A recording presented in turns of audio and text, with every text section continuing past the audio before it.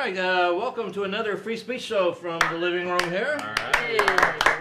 I'm Bill Bronner, and I'd like to thank you for clicking with your mouse to this website.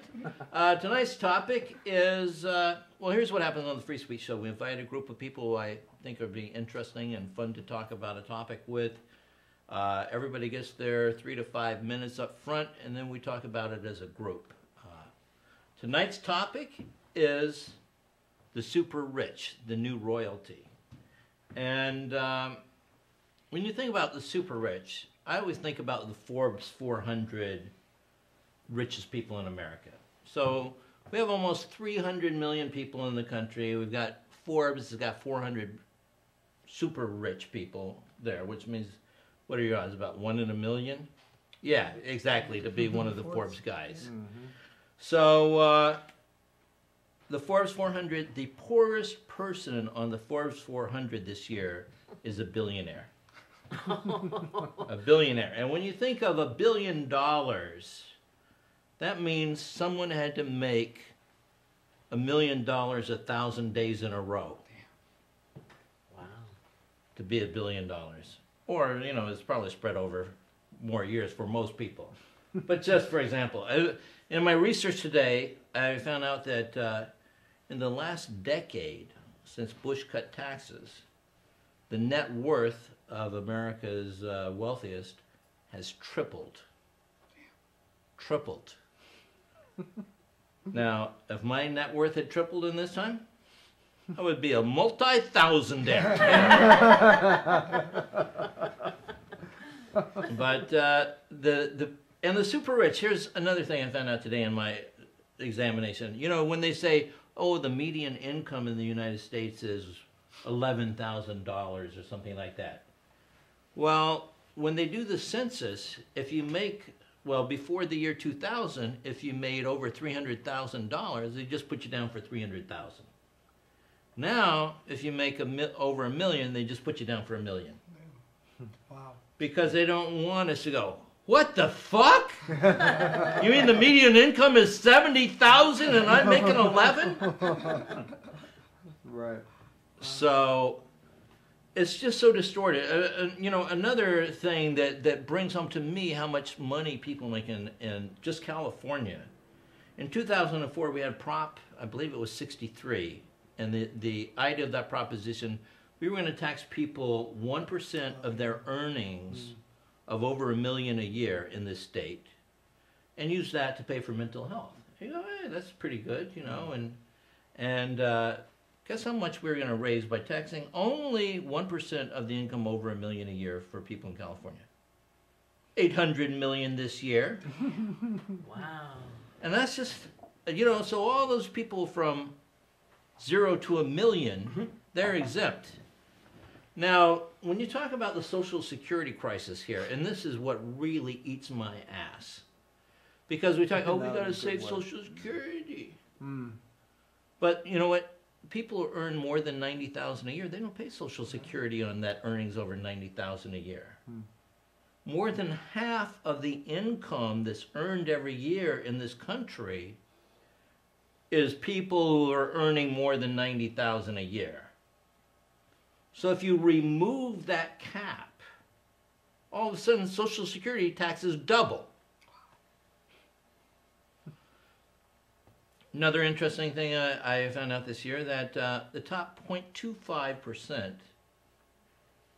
of wealth in this country, those people own 98% of all the wealth. So, you know, that group that's 1 out of 400, those people own 98%. A lot of people are feeling pretty good. You know, my house went up by $70,000 this year. Doing pretty good. I'm gonna borrow some money and buy a Yukon. So I'll have more to say later, but I'm gonna drop it at that before I just get choked. But yeah, there are the super rich in this country, and I had a shot at being super. The other thing I was talking about.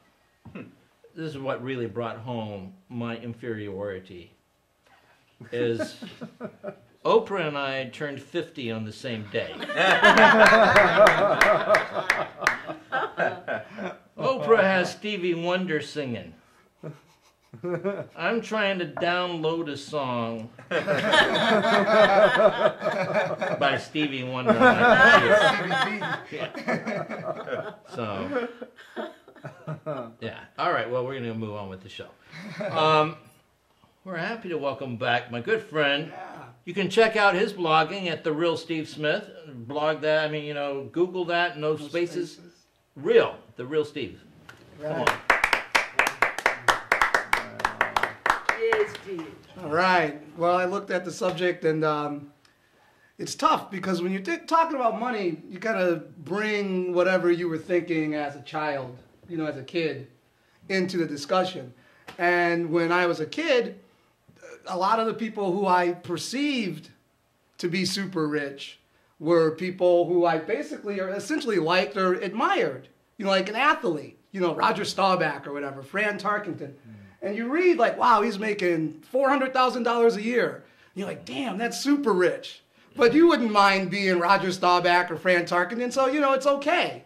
You know, I read Peter Jennings, you know, he's making $1 million a year. It's like, wow, you know, that's a lot of money. I want to get into journalism. You know, it's like you're not mad at them for making that money because, you know, you kind of like them. Plumbers, you know, $27 an hour. Damn, that's a lot of money. You know, so when I was like thinking about the subject, I'm like, well, but you do get older and you do get more worldly or whatever, and you find out, you know, it's not Kobe Bryant and Elton Brand that have all the money. It's Jerry Buss and Donald Sterling, you know, that have all the money. It's not Anderson Cooper and Katie Couric that you would call super rich. It's Rupert Murdoch and Ted Turner. And neither one of them have ever said, our top story tonight. So it's not the plumber that's rich. It's the people who make shit that gets stuck in your toilet that are rich. You know, Gillette is rich. And so you learn, but I looked at a Forbes list too, and you really find out that a lot of the work that these people do, like I don't really want to do. You know, I'm the CEO of a steel corporation. It's like, well, so fucking what, you know? I'm the president of an energy company that's subsidized by the government. It's like, it doesn't take a thorough reading of the Bible to know he's going to hell. Right? So you do kind of live and you learn. And it's these people who get the subsidized money, these people who've gotten rich off of the government, are the people, you know, that you really kind of turn a jaundiced eye to. It's like you can suck the chrome off the government's dick, then get a candidate elected that will refuse to raise minimum wage. It's like, my God, well, you're actually talented. You know? And so you got to kind of respect people for being the best at what they do. You know, these people are like the first chair of the Crooked Philharmonic. You know, you get a guy who's going to like run at you at a red light and jack you for your car. It's like, give him the death penalty. But if you got a man that says, well, your concert ticket is $40, but your credit card bill is going to say $52.65, that guy's a genius. And you sort of have to acknowledge that, you know? The Dianne Feinsteins who can sit on a defense committee and steer contracts to her husband's companies and still be like, I'm pro-abortion until the child can walk. You know, well, they're a humanitarian, you know, but that's just something that I can't do. So it's hard to kind of call them royalty, and it's hard to kind of hate them because I'm not really interested in their shenanigans. The people who get me are those people who make between like $500,000 and $2 million a year. And they're thinking like they're Donald Trump. You know, they're walking in trying to get, you know, ahead of you in restaurants and stuff like that. They got their Hummer and they're listening to Larry Elder on the radio. And they're like, you know, now that's a black man that wouldn't mind being followed in a store. You know, it's those people who think that they're closer to Donald Trump than Tom Joad without the dignity. Are the people that I want to get. Because if we can get that little class of people, maybe we could do something about the super rich. I'm the real Steve Smith, and I'll see you in the big money round. Real Steve! Nice. Very cool. You know, I mean, here's my idea on the super rich. tax the fuck out of them. That's right. Super tax. You know, I just, yeah, exactly. Because what's going on where they're only being taxed at 35%, and they're still moving their corporations down to the islands, the Bahamas, and that kind of stuff. It's wrong. Everybody's moving to London and Dubai. Turns out London is a tax haven as long as you're not making your money in England. Wow. So all the rich people, that's where to go, you know. And so now people in London are getting run out of the high-end housing, just like people have in Manhattan. Hey. Hey. How are you doing? I'm doing good. All right, well, we have my good friend Laurie Buckley here, and she doesn't have a website. No, not yet. Right. She's part of our website. That's right. Well, you know, I'm having to give up my vow of poverty to talk about the super rich. It's not easy, you know, it's not easy. You look at these people, the wealthy. My dad once walked into a place that was very elite and specific, and he got up on stage and he goes, "You all have too much money and you don't know what to do with it." And Mom said they had to leave by the back door that night. Because money, wealth, super wealth, it has this thing, I mean, it makes girls like Paris Hilton, I can't read when I'm signing. You know, I don't want to go to jail because there's mean people there, but I can drive drunk. You know, I go, they live in another world, you know. I said, and not only that, but the super rich, then you got the medium rich, then you got the wannabe rich, and then you got the never gonna be rich. And I said, you know, I bank at First National Bank of Faith. They have a lovely withdrawal plan. Take as much as you want. You know, checks don't bounce in heaven, whatever that is for you. And you look at what happens is they get you involved because without you, they have no friggin' money. So their talent is to get you where you're itching and scratching and work you like a big dog. For example, the cigarette companies.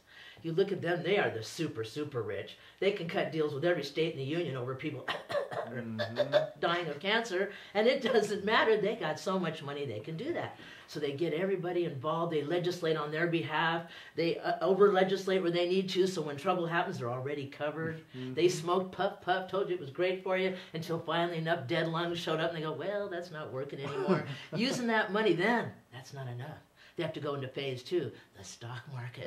Get the gang in there, you know. And next thing you know, you got, in the state of Nevada, they had the Attorney General coming in to negotiate with 1,500 people that had lung cancer to make a payoff between the cigarette companies, and she does. But the thing is, she is heavily vested because she works for the state of Nevada in cigarettes.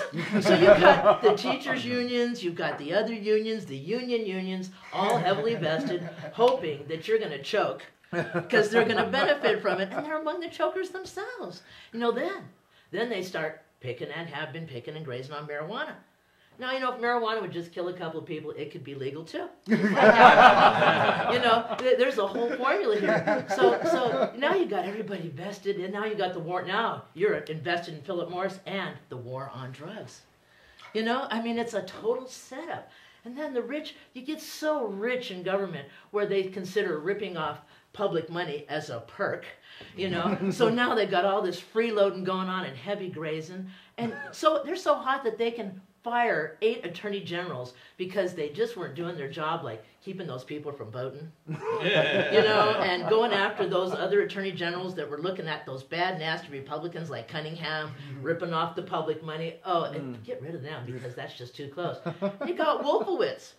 Here, this guy, I mean, after he orchestrated and legislated the Iraqi war to help the Bush family get on their oil program, then he becomes head of the World Bank. And there's another condition of the really extremely over-wealthy and powerful is they're cheap. He's too cheap to pay his own girlfriend to suck his dick. He puts it on the payroll of the World Bank. He wants to have his cake and eat it too, you know? And then, you know, so I go, and then the really ultimate insult this week, which I thought was quite fascinating, was Farfur, the Mickey Mouse clone. Kill all, liberate the Muslims from the murderous invaders. You know, hello boys and girls, kill the Israelis. You know, I said, that's the ultimate insult. Now you'd think it was bad enough they were using the mouse. But now they're talking about copyright infringement. You can see the Hamas. What's that you're saying about the rodent? You know, I mean, it's the obscenity that it gets on you. You have to really work to not get out from the euphoria of having everything that you want. And that's the problem with wealth. You get in a fog where all of a sudden they said when, you know, every type of immigrant that ever came to America, they hated them. You know, but it wasn't so much that they hated them, but they reminded them of their poverty. And that's apparently good enough to get along. You know, but this is the problem. You have too much wealth, because every time they say we're suffering from too much consuming, affluenza, it's a terrible disease. I must buy every day. I get that pain of emptiness in my heart. And what happens is we're being overset and oversold and over-mediaized by people that are just trying to manipulate our money in our purse. So, you know, in order not to get the disease, have to cut back, tear up the credit cards, make them sweat it.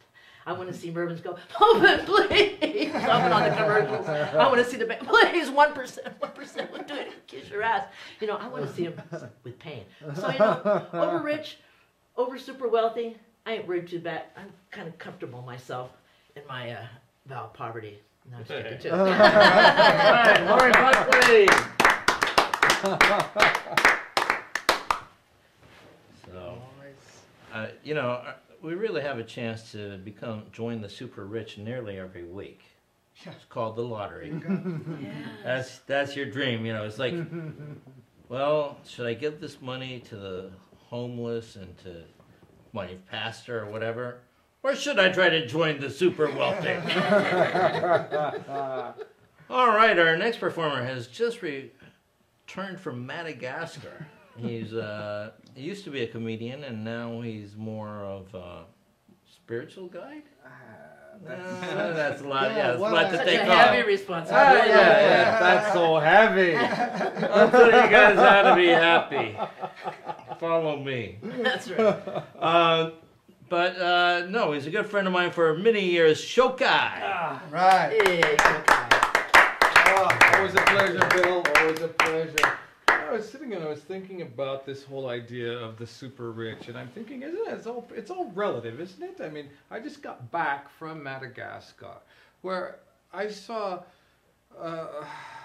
things you just couldn't believe in terms of poverty, you know, and I was the super rich, Right. you know, and I was trying to explain to them in my country, I've got nothing, you know, I have absolutely nothing in my country, but here, you know, I'm trying to explain to them, this fool from wherever who wants to buy your ancestral land from you, you think he's rich.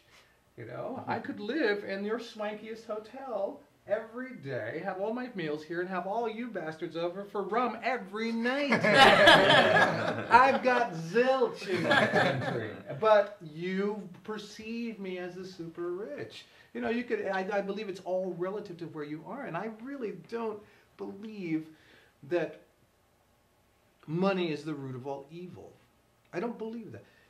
Evil is the root of all evil, pretty much. But what money allows people to do is get away with more shit. It allows them to do whatever they want, when they want, however they want.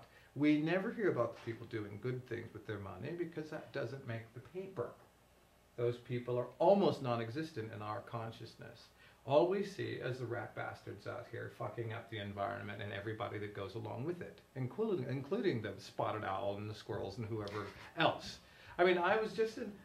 There's a company out of Canada who's in Madagascar right now, this day. I was in a region, in the St. Louis area. They took us on a night hike. It was very cool. And then some of the villagers there showed us these rare lemurs. It's a bamboo lemur that is one of the rarest of the lemurs. And then after we saw the lemurs with our own eyes, they said, oh, by the way, according to the company, the mining company, they don't exist. They're not here. According to our government, they're not here. So money's not the problem. The problem is what's behind it and what people are doing. What humanity will do to humanity is absolutely stunning to me. It's absolutely stunning to me what people will do to other people. And it was all so overwhelming in my head. I thought, my God, I'm going to go home. People are asking me, what the hell, how was it, blah, blah, blah. And I'm just thinking that the powers that be already know that there really is no problem. They just know that they're going to do what they want to do, and no one is going to be able to change that unless they have some money. Because the energy behind money is power. They know that.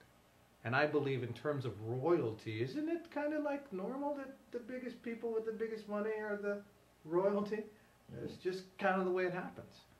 I know that's what's happening in Madagascar right now. It's on my mind. It keeps coming up. The Madagascar is just, I just got back.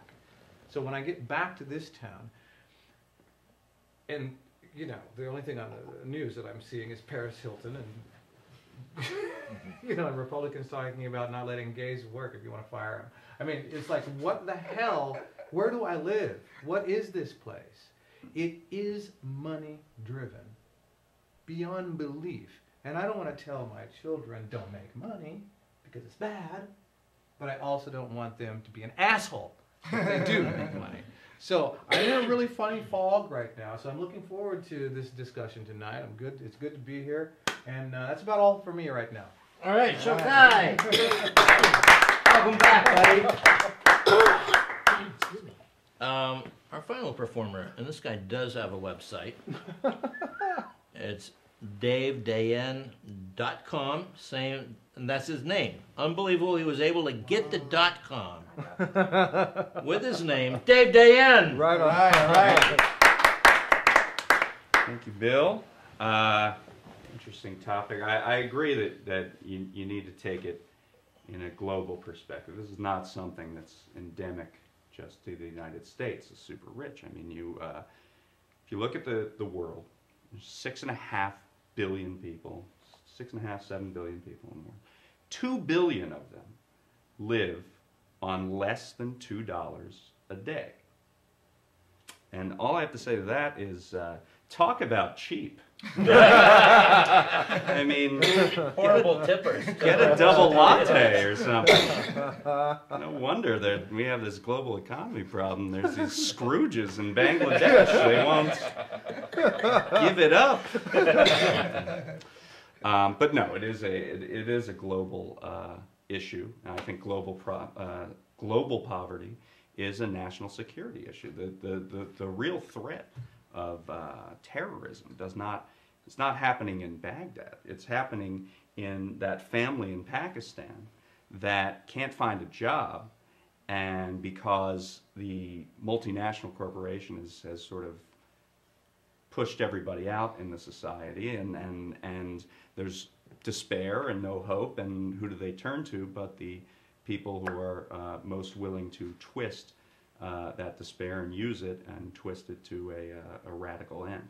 So, you know, anyone who's going hungry in this world is a problem for us. Anyone who, you know, and the problem, the other thing that you bring up is that we do fetishize great wealth in this country. You know, you mentioned the lottery. It's fascinating to me that there are people, my father being one of them, I think, that will walk down the street and look at the lottery and look at the number and say, 13 million? Nah, I'm not going to do that.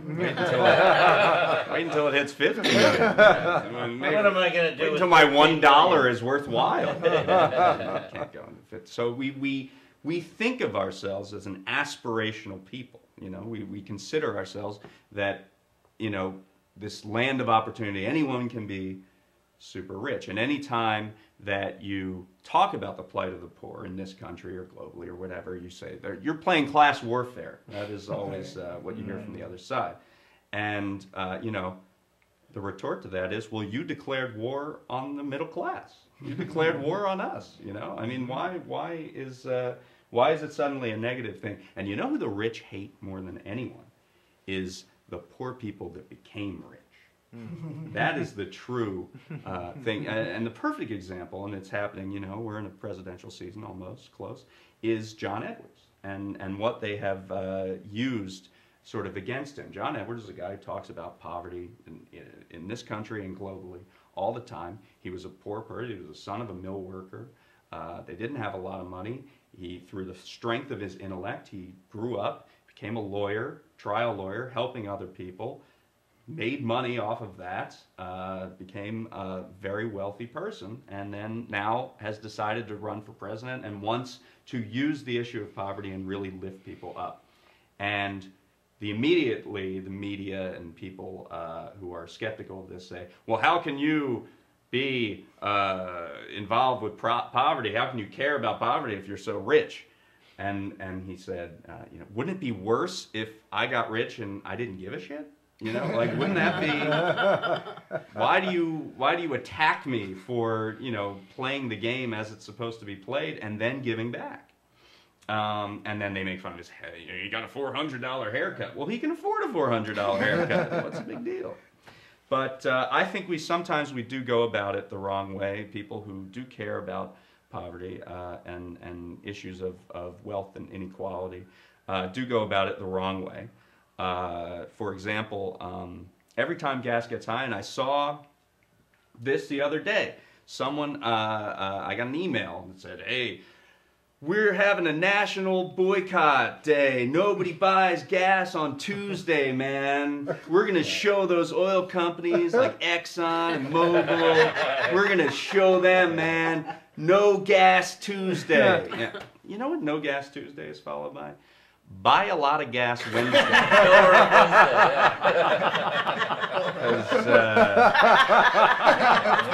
far as I know, cars still run on gas. So, you know, that's not the way to go about it. We got to be smart about it. We have to speak our values, elect people, and talk to the rest of our communities and understand that there's strength in numbers, and people power is the way that you're actually going to get a discussion and a conversation about inequality and this stratification between the rich and poor, and actually seek to change it. And the biggest way you're going to do that is getting money out of politics by public financing of all of our elections. But we're going to have this discussion now, so thank you. All right, Dave Dayen. Good job, Dave. We're going to be right back. We're going to rearrange the equipment and come back with our panel discussion, which is frequently the highlight of the show. All right, good job, everyone. We'll be right back. All right.